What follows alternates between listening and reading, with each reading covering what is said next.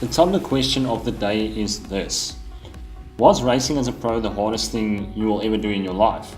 I imagine so, but can you share how that affects your current outlook on life? Has it made overcoming adversity that much easier?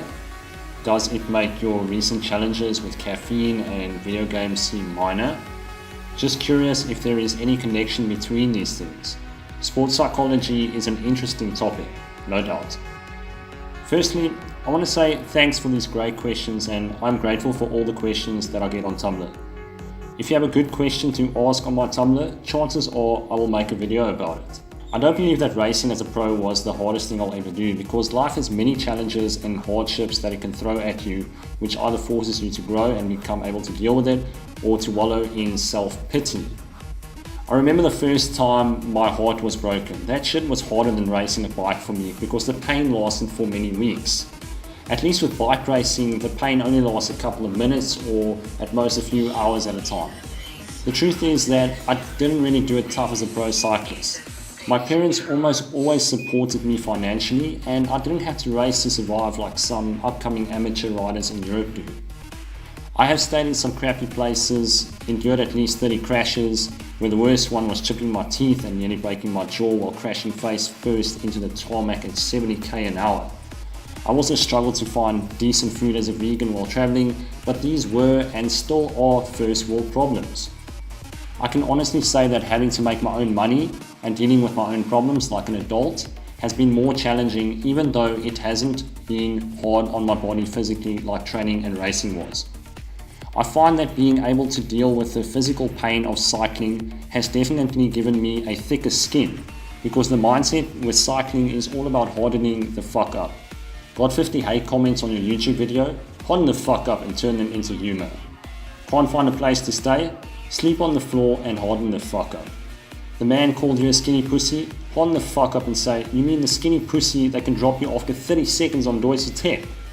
Don't have enough money? Harden the fuck up and think of a way to make $100 today. Even though cycling might be physical pain, it calluses your mind because you have to be mentally tough and get through it. Therefore, when life throws you a curveball, you just harden the fuck up and keep moving forward. Being able to experience a lot of pain and just keep going teaches you fundamental life skills. I remember that time that I nearly broke my jaw and chipped my teeth. It had only been 20 seconds after the crash, and I was already trying to untangle my bike from the carnage and keep soldiering on to the finish line. One of the other racers insisted that I get stitches because the skin on my jaw got ripped open.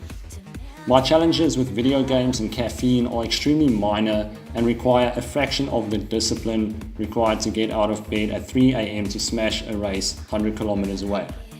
Indeed, I've become a softie as I've enjoyed living a life of comfort.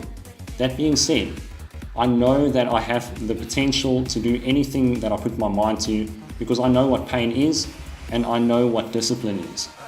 With cycling, I had to have the discipline to train 25 hours a week with 3 interval sessions.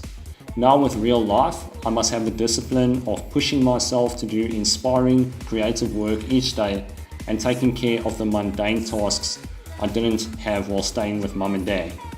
So yes, there is definitely a connection with being able to push through tough times on the bike and dealing with the challenges that life will inevitably bring you. Mental toughness is like a muscle. Even though you will always have muscle memory, you have to keep training it to push through the hard times in life. When shit feels uncomfortable or it challenges you, embrace it and understand that most of the time you are going to become better when it's over.